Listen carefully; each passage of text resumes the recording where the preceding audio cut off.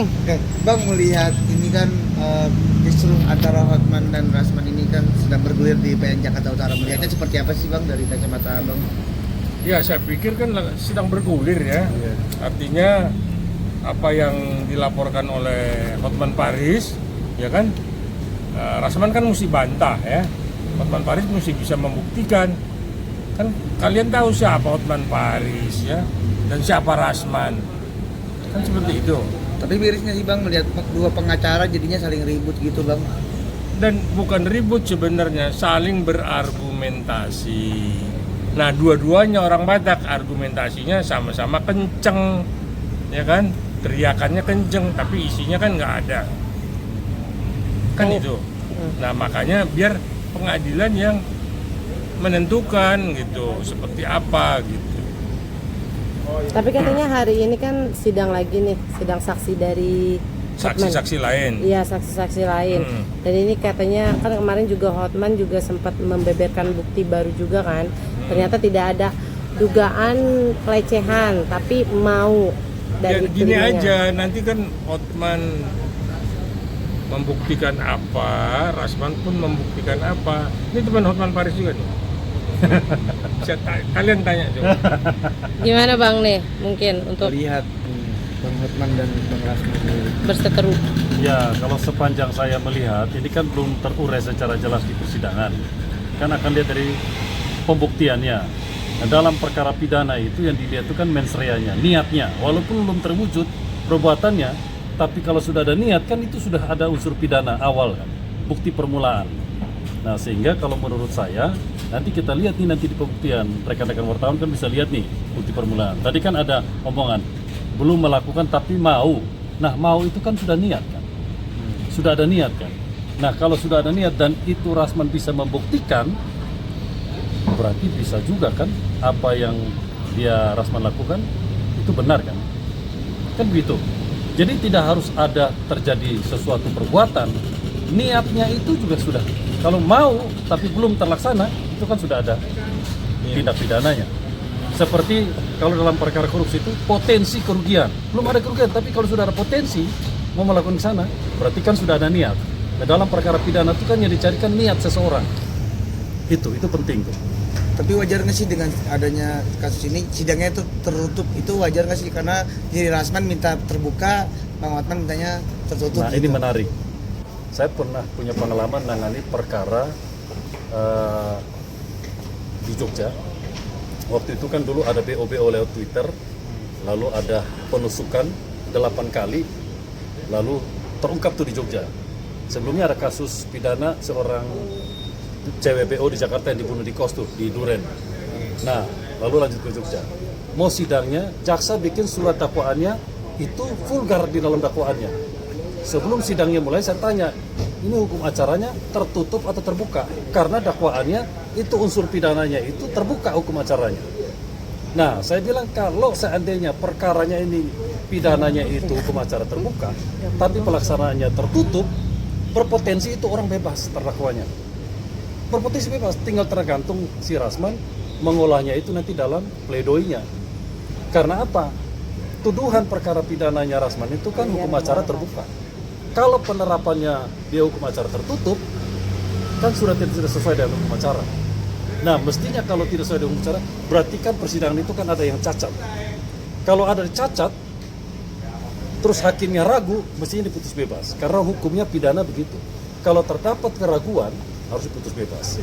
Dalam pasal 183 KUHP itu, 2 alat bukti disertai keyakinan hakim. Alat bukti 1000 pun, ya, kalau kita kan hanya 5, tapi 1000 sekalipun kalau hakim tidak yakin kan wajib diputus bebas.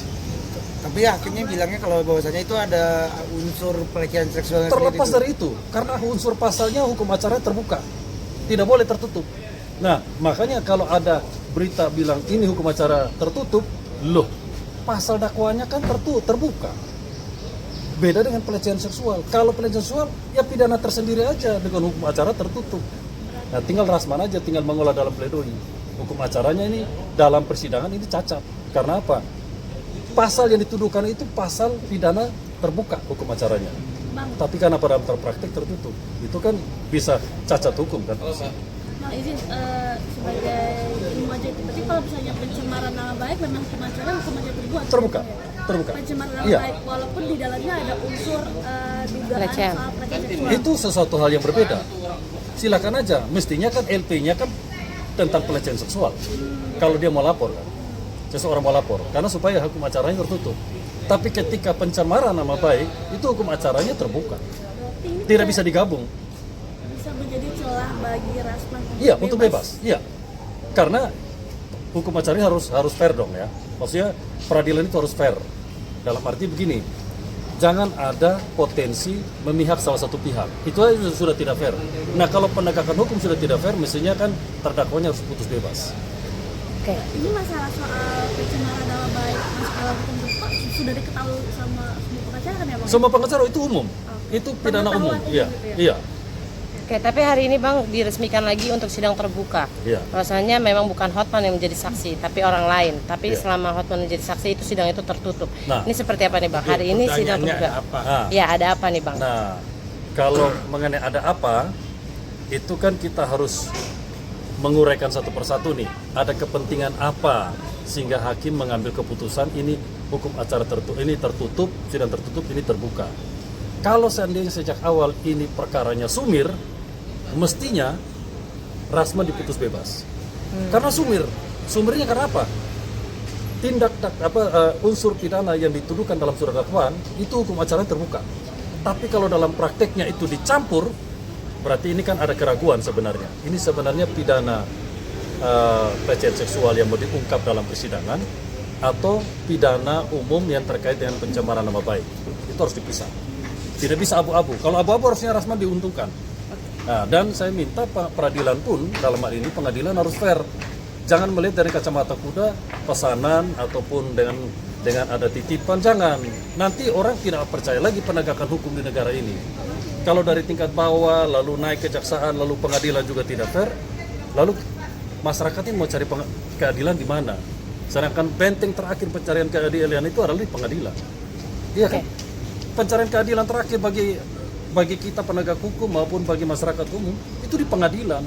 Yang pegang palu itu berat itu. Bebannya berat dia. Karena dia memutus demi keadilan berdasarkan ketuhanan yang Maha Esa. Dia mewakili Tuhan memutus perkara.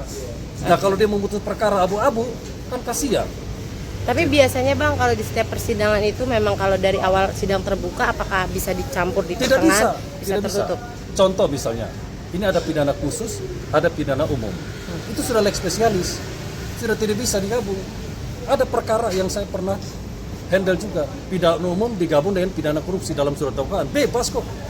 Sampai Mahkamah Agung diputus bebas. Karena salah menerapkan hukum.